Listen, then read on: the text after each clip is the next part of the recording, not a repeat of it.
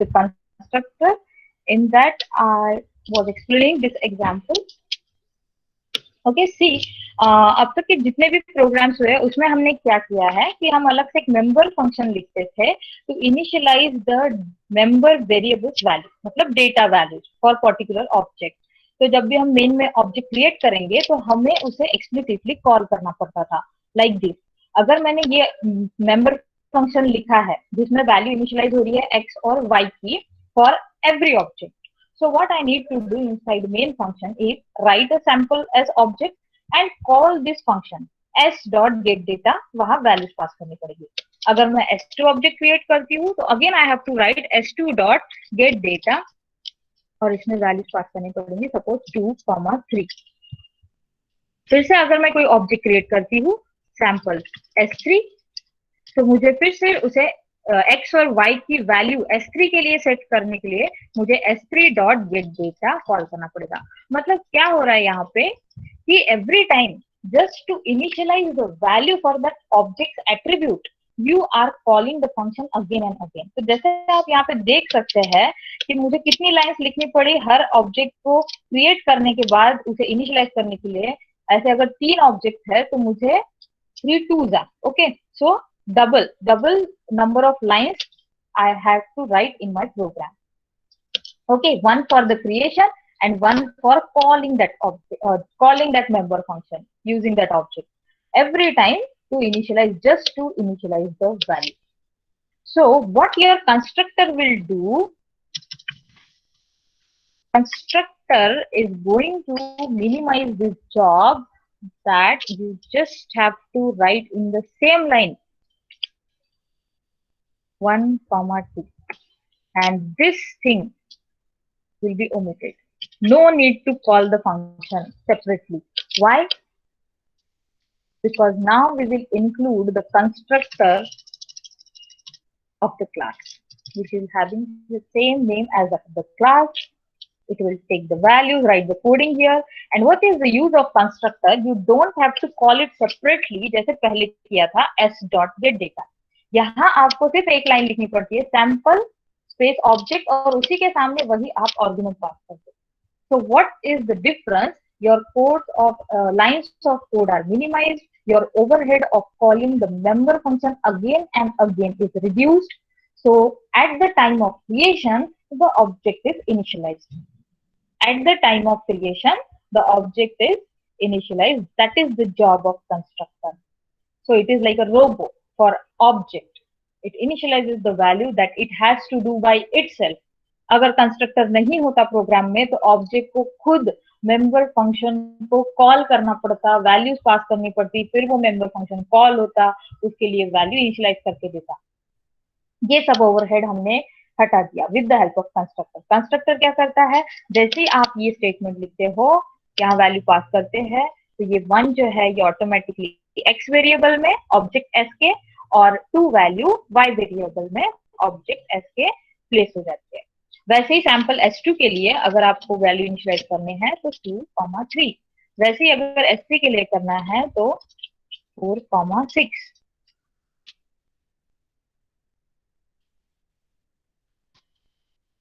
अभी lines of code कितनी हो गई 6 से 3। Okay, half of the line. This is the job of constructor. Okay, now let us look at the property. So just like the basic built-in data types, it helps you to initialize the values of the data. Constructor, a special member function whose task is to initialize the object. We have discussed this in the last lecture. Its name is always same as that of the class. अगर class का name student है तो constructor का नाम student. Class का name sample है तो constructor का भी नाम sample. And what is constructor? It is a variable or what? It is a member function. It is not variable. It is a member function. Okay, so remember. And when the constructor is called, अगर function है तो function को call करना पड़ता है ना? लेकिन इस function, ये ऐसा function है जिसे call नहीं करना पड़ता। ये function automatically call हो जाता है जैसे ही आप object create करते हैं class से। Why it is known as constructor? because it constructs the values of data members of that class. Just as I've told you, x अगर उस क्लास में x y जैसे वेरिएबल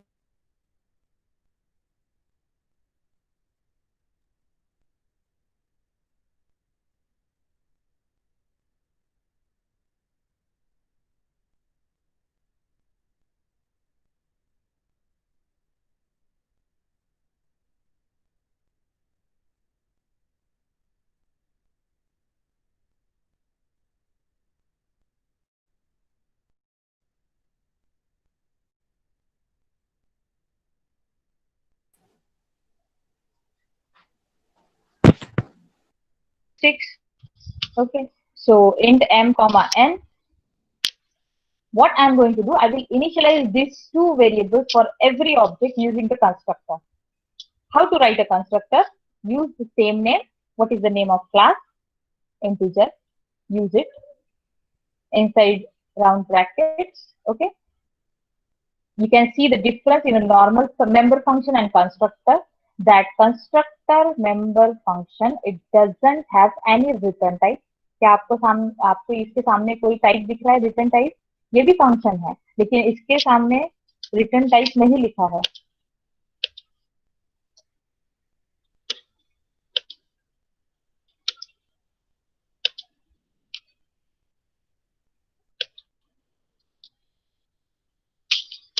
मेंबर फंक्शन का format होता है कि इसके सामने रिटर्न टाइप आना चाहिए, उसके बाद फंक्शन का नाम और उसके बाद उसकी आर्गुमेंट. लेकिन कंस्ट्रक्टर में आप देखोगे कि रिटर्न टाइप नहीं लिखा है. कंस्ट्रक्टर का नाम लिखा है जो कि क्लास नेम से सेम है, और यहाँ पे कोई आर्गुमेंट आप पास कर सकते हो, नहीं भी पास कर सकते हो. तो ये एक बेसिक एग्जांपल जो आप देख रहे हो, इसमें मैंने कोई भी पास नहीं की है आर्गुमेंट, तो वॉइड लिख दिया. इसमें मैंने कोई रिटर्न टाइप नहीं लिखा है क्योंकि कंस्ट्रक्टर का कोई रिटर्न टाइप नहीं होता. ये एक कैरेक्टरिस्टिक है कंस्ट्रक्टर की. जैसे मैंने आपको पहले भी बताया, हर एक कंपोनेंट की इस लैंग्वेज के अपनी अपनी कैरेक्टरिस्टिक है.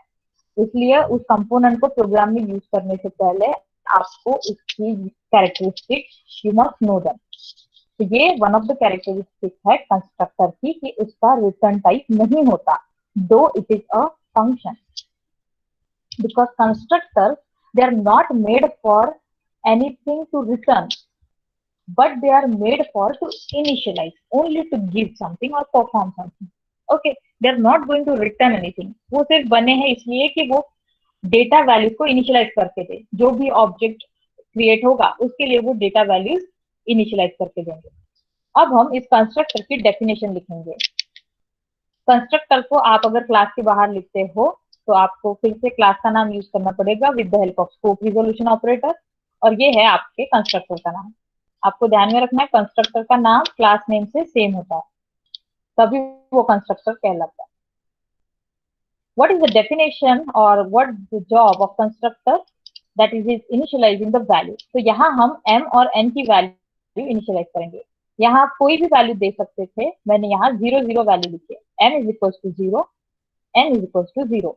मतलब जब भी कोई ऑब्जेक्ट बनेगा क्लास इंटीजर का, तो m और n की वैल्यू उसको 0 इनिशियलाइज होनी चाहिए. कंस्ट्रक्टर हम बहुत जगह यूज कर सकते हैं, जैसे मैंने बैंक का एग्जांपल दिया था आपको. सपोज मुझे सारे जितने भी नए अकाउंट खुलेंगे हर पर्सन का, उनका इनिशियल बैलेंस सेट टू 0 होना चाहिए. तो ऐसे केस में जितना भी नए कस्टमर ऐड होंगे, मतलब एक एक ऑब्जेक्ट ऐड होगा, तो ऑटोमेटिकली कोई फंक्शन कॉल करने की जरूरत नहीं है, कंस्ट्रक्टर वो जॉब कर देगा, बैलेंस इक्वल टू 0 इनिशियलाइज कर देगा. See this statement. Inside main, when you will create the object of the class integer int1, object int1 is created. As soon as the object int1 is created, what happens in the backend is this thing. Int1 object is created, two variables inside the memory space are allocated, and their values are also assigned with the 0, 0. How come this happens? Because as soon as this statement is encountered at the compiler side, the constructor is invoked automatically. What is the definition of constructor? Initialize m and n to 0, and hence the values for n to 1 for the variable m and n gets initialized to 0. This is the job of constructor. you can see that I have not called any function like get data, set data, or not used the dot operator. But how come this happened just by writing this statement? Because the constructor is written in the program, which is called automatically. Okay, automatically means no need to call it separately using int1 dot integer. ऐसे किया क्या? नहीं. It is called automatically as soon as this statement is encountered. One more simple program to make you understand the concept of constructor. See, hash include IOStream. हमें इसमें ये देखना है कि हम अगर बोल रहे हैं कि ऑब्जेक्ट क्रिएशन के टाइम कंस्ट्रक्टर इन्वोक होता है, तो let us see whether it is created.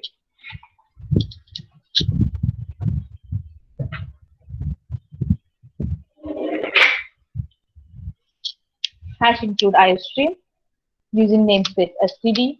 The name of my class is ABC. How many private data variables are there? कितने हैं डेटा मेंबर्स इस क्लास के? डेटा मेंबर्स मतलब data whole function नहीं, कितने हैं? 2 है, P और Q.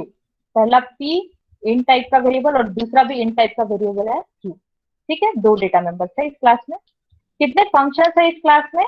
चलो चेक करते हैं.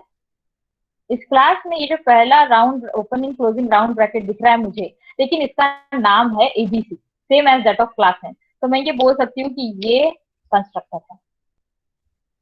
चलो दूसरा फंक्शन देखते हैं. इसमें दूसरा एक फंक्शन दिख रहा है डिस्प्ले, जो कि एक नॉर्मल मेंबर फंक्शन है. उसके बाद क्लास एंड. ठीक है, इस क्लास में 2 ही फंक्शन लिखे गए हैं, जिसमें से एक है नॉर्मल मेंबर फंक्शन और दूसरा है कंस्ट्रक्टर. तो जहां कंस्ट्रक्टर आ गया उसकी सारी कैरेक्टरिस्टिक्स अप्लाई होना स्टार्ट हो जाएंगे. ठीक है, और आप उसे उसी वे में यूज करेंगे. 2 variables, 1 constructor. What is there inside constructor? अब हमें इस प्रोग्राम में चेक करना है. अगर हम बोल रहे हैं कि कंस्ट्रक्टर ऑटोमेटिकली कॉल होता है, तो उसमें कुछ हम लिख के देखते हैं. ओके, फिर वो क्या होना चाहिए? टाइप होके आना चाहिए स्क्रीन पे.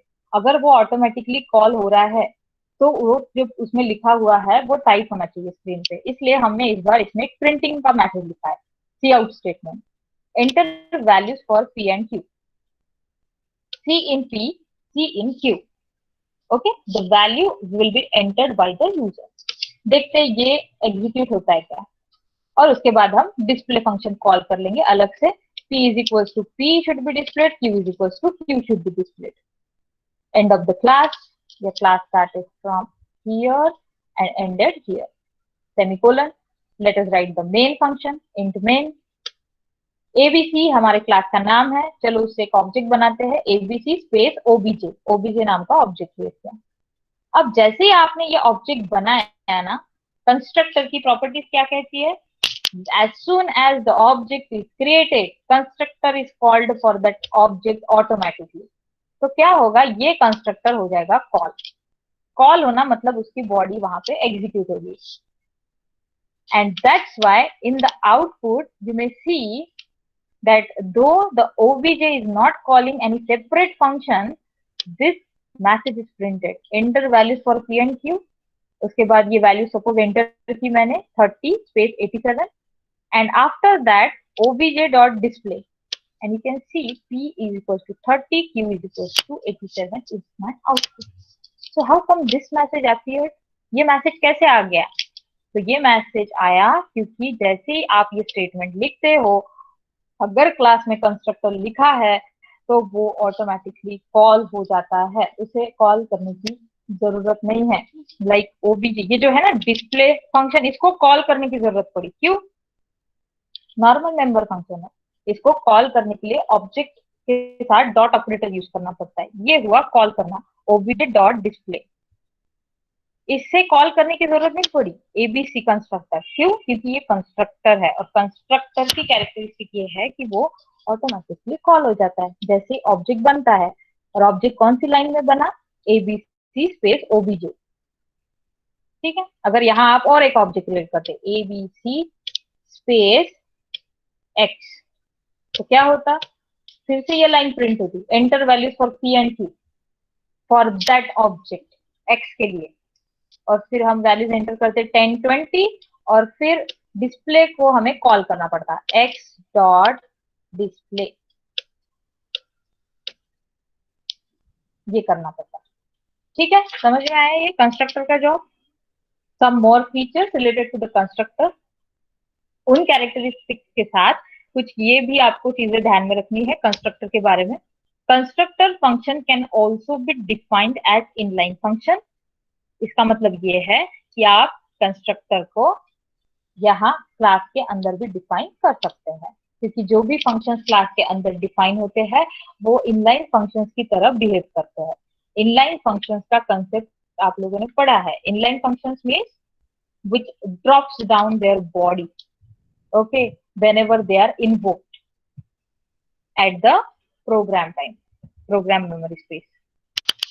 So they can be written inside the class also, means before completing this semicolon and curly bracket. So this constructor I have written for the class integer is now behaving as inline. So we can have inline constructor. Second feature, parameters of the constructor can be of any type except that of the class. So if in the class A, I am writing A space A, so such constructors are illegal. You can't pass an object directly to the another constructor, because what will happen, this constructor you have passed as an argument will again call this object that you have passed as an argument to this constructor directly will again invoke that constructor. Again that constructor will be having that new object as an argument. Again that constructor will be invoked. Again it will receive the object as argument. Again constructor invoked. So this will go into infinite looping, and hence we never pass the object by value to the constructor. Okay, so pass by value method for object in constructor is illegal, invalid. So what is the case? What can be done? Yes, you can pass a reference. When you pass a reference, some new object is created, and hence constructor is called for that object. Okay, and the values will be copied into the new variable. So passing by reference is acceptable, but passing by value is not acceptable. Okay, so you can't pass the object directly, but you can't pass the address of the object to a constructor, and such constructors are known as copy constructors. So that you will learn in the types of constructors. There are three types basically: default constructor, parameterized constructor, and copy constructor. I hope you are writing down the notes. The default constructor, a constructor which accepts no parameter, is called as default constructor. This is also known as no argument constructor. इसका दूसरा नाम क्या है? No argument constructor, because it receives no argument. Argument means the thing that we pass inside this bracket. If there are no arguments passed, it is known as default constructor. The default constructor for class A can be written like this, simply A, scope resolution operator A. If no such constructor is defined, then the compiler supplies a default constructor. So अब मैं आपको वो चीज बताती हूँ जो आपके सामने अब तक थी, but at the back end. Okay? अभी तक हमने जितने भी प्रोग्राम्स लिखे उसमें हमने खुद से कंस्ट्रक्टर लिखा था क्या? नहीं. तो वो जो कंस्ट्रक्टर है वो कंपाइलर ने लिखा. अब तक आपके जितने भी प्रोग्राम्स है, जितने भी हमने लिखे, क्योंकि हमने कंस्ट्रक्टर का कंसेप्ट नहीं पढ़ा था, we overlooked that point. But for your information, I am telling you that every program, every single program that you have done using class, the compiler itself added the constructor, and that constructor is known as default constructor. ये जो constructor है, क्योंकि compiler को सिर्फ एक default constructor add करना है, तो default constructor ये ऐसा class name से start होने वाला, और क्या करता है कंपाइलर उससे? सिर्फ ऑब्जेक्ट कंस्ट्रक्ट करता है, बना देता है, क्योंकि कंपाइलर को थोड़ी ना कोई वैल्यू असाइन करनी है उसमें, m0 करो, n0 करो या एट्रीब्यूट की वैल्यू से। कंपाइलर को सिर्फ एक कंस्ट्रक्टर डिफॉल्ट बना के देना है विद द क्लास नेम। इसलिए हर बार वो काम कंपाइलर ने किया हमारे लिए, जब हमने नहीं लिखा कंस्ट्रक्टर प्रोग्राम में। लेकिन अगर आप लोग खुद से कोई कंस्ट्रक्टर ऐड करते हो क्लास में, ठीक है, तो आपको डिफॉल्ट कंस्ट्रक्टर डिफाइन करना कंपलसरी हो जाता है। Okay, if you are writing some other parameterized constructor, then it is mandatory for you to write down the default constructor also. But if you are not writing any type of constructor in your program, then compiler does this job for you. अगर आपके programme में आप कोई भी constructor use नहीं करते, तो compiler 100% अपना एक डिफॉल्ट कंस्ट्रक्टर उसमें ऐड कर देगा और ऑब्जेक्ट बना देगा, ठीक है। लेकिन अगर आप कोई कंस्ट्रक्टर अपने प्रोग्राम में लिखते हैं, तो आपको ये डिफॉल्ट कंस्ट्रक्टर भी लिखना ही पड़ेगा। वैसे जनरल प्रैक्टिस ये कहती है कि डिफॉल्ट कंस्ट्रक्टर लिखना चाहिए प्रोग्रामर ने, लेकिन क्योंकि कंपाइलर उसे ऐड कर देता है अपनी साइड से, इसलिए हम लोग नहीं लिखते। तो उससे प्रोग्राम में कोई एरर नहीं आता, क्योंकि हमारा ऑब्जेक्ट बन जाता है। Compiler does this job for you to add the default constructor. However, you can write it on your own also by typing it in the program. So if no such constructor is defined by the user, by the person, then compiler does this. Because compiler को तो object बनाना ही है for the class, so it adds that default constructor. और default constructor में होता क्या है? बस ये ऐसा constructor लिखो और उसकी body empty. That's it. Empty body, null body. ये ऐसा डिफॉल्ट कंस्ट्रक्टर कंपाइलर ऐड करता है खुद की साइड से। इससे क्या होता है? ऑब्जेक्ट बनता है। Inside the memory the object is created. Okay, if there is no object, the object is not constructed. If there is constructor, only then and then the object is constructed, and hence the constructor is a must to do thing in the class program. जैसे ही आप ये object लिखते हो ए space ए, तो compiler ने जो बनाया है अपना डिफॉल्ट कंस्ट्रक्टर, वो इन्वोक हो जाता है and it creates the object A. See, this example will help you to understand.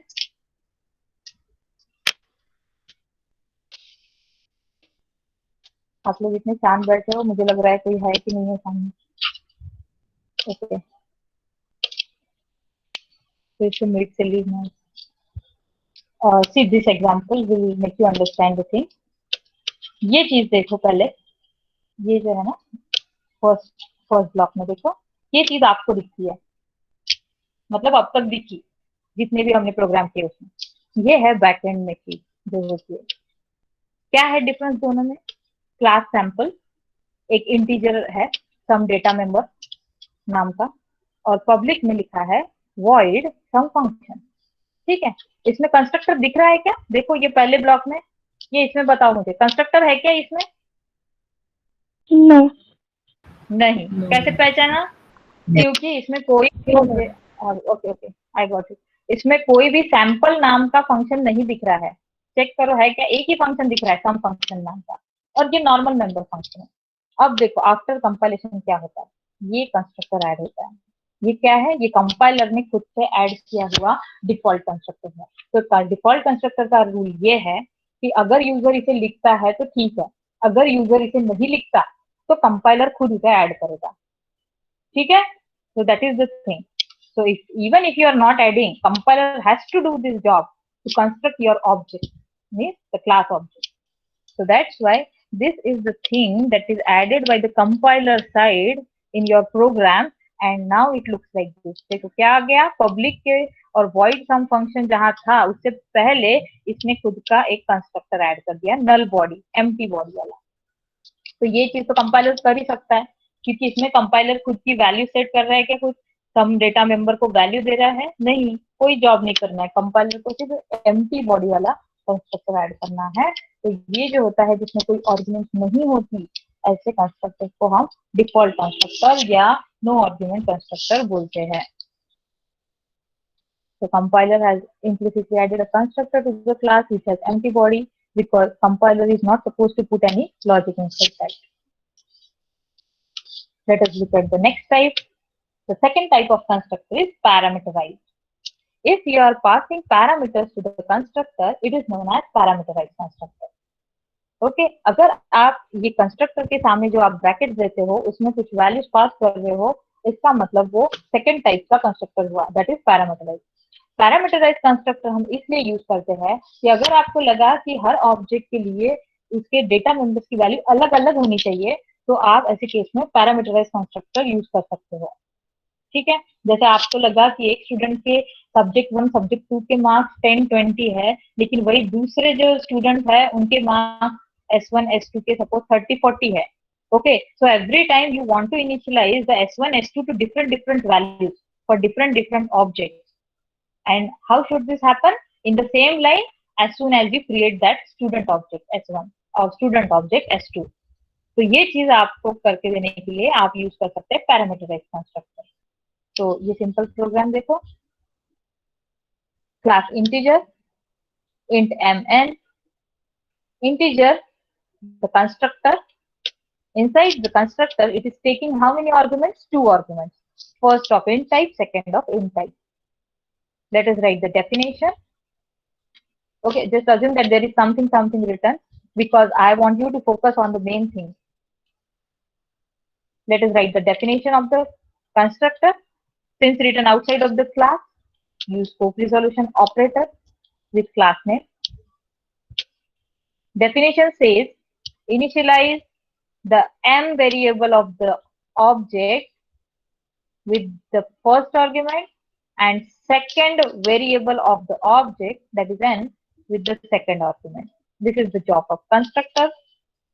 Now in such cases, you can call the constructor using two methods. First is known as explicit call and second method is known as implicit call. If in such program, you simply write the statement like integer I1 create किया, okay, integer I1. So if I am writing in I1 and here integer, suppose this is the class name, okay, integer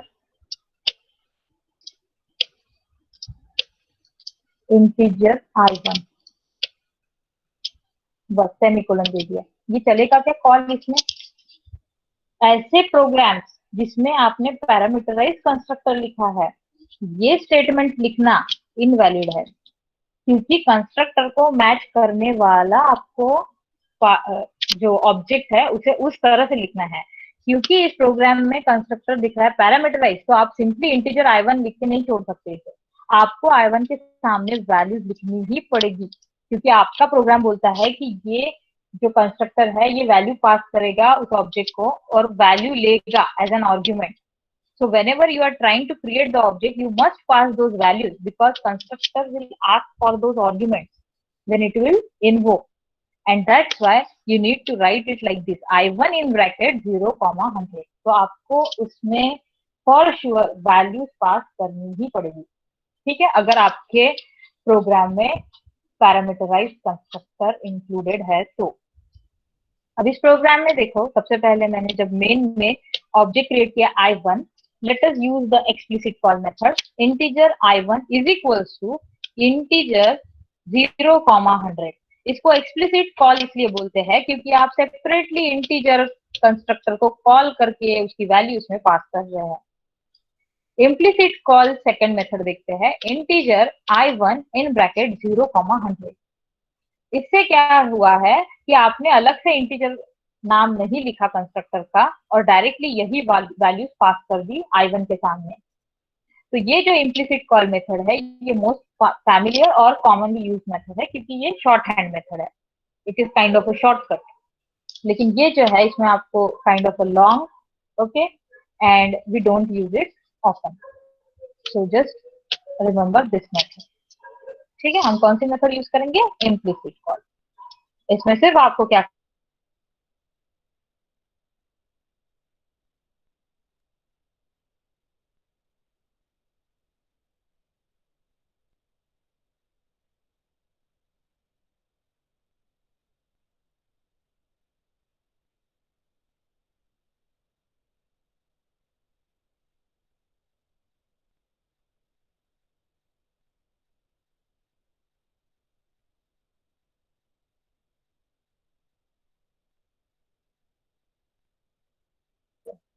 will be initialized with 0 and n will be initialized with 100. Who has joined?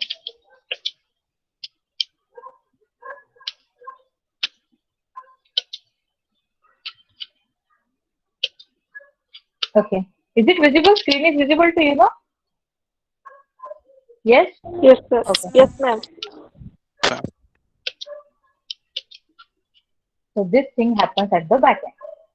I1 का m variable initialized with 0 and n variable is initialized with 100. Attendance has appeared? Ma'am done late देता है.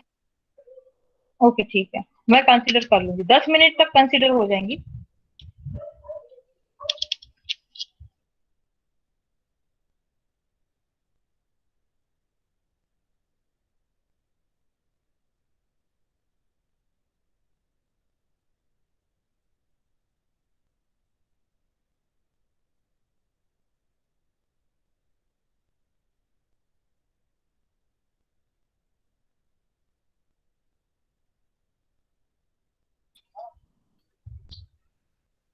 Okay.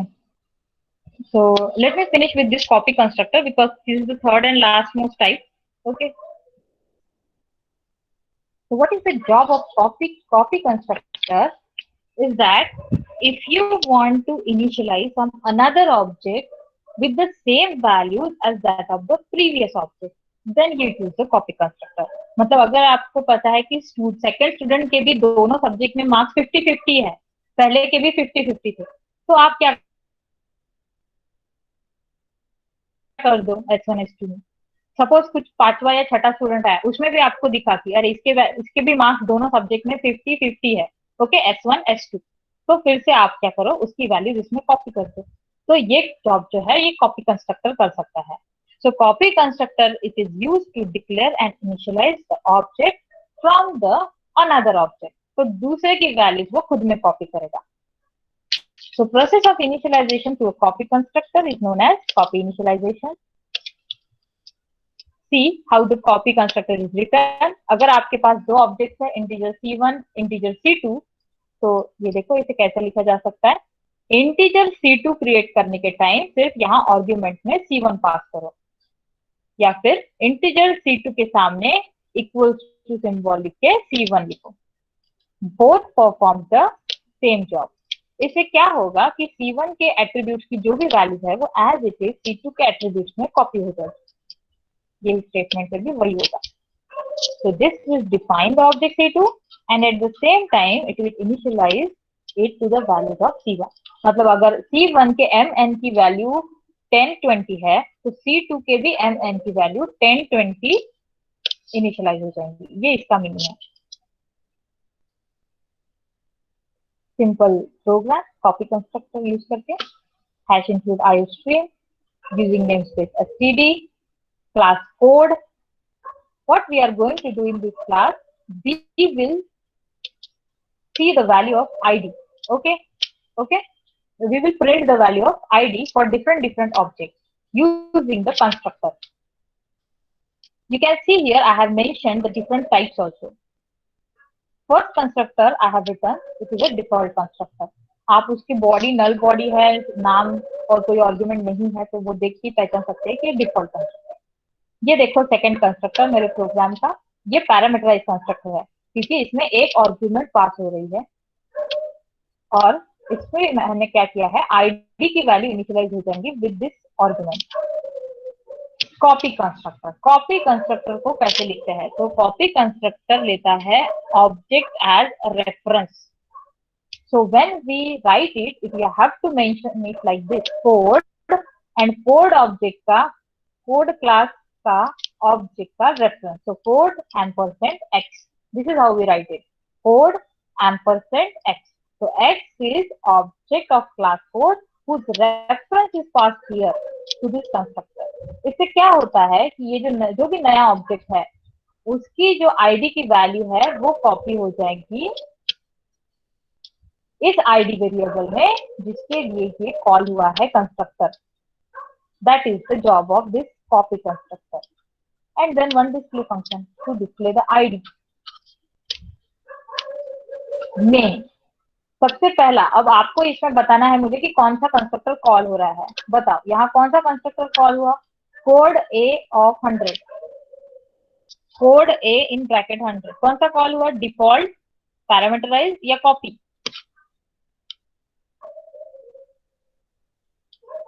ये जो पहला है ना, इसमें call हुआ है आपका पैरामीटराइज कंस्ट्रक्टर, क्योंकि यहाँ पे आप देख सकते हो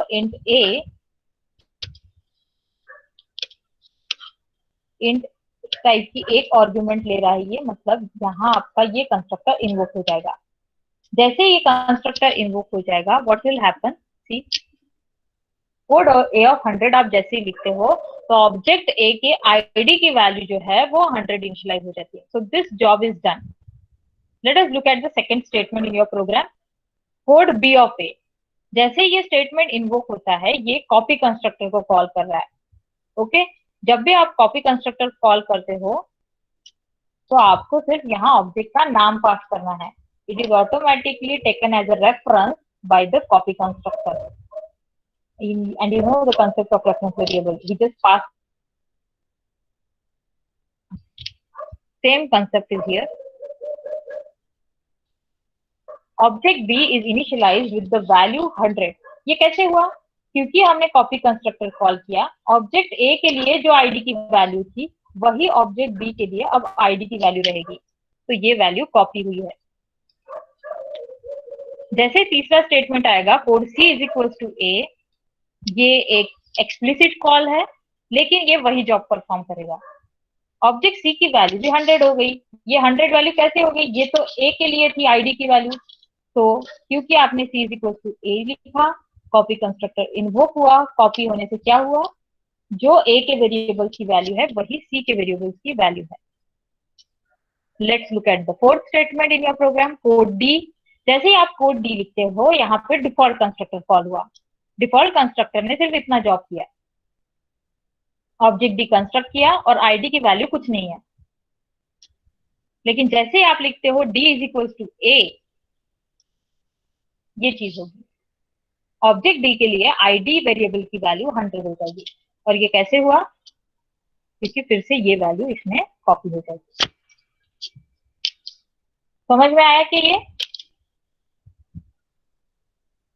यस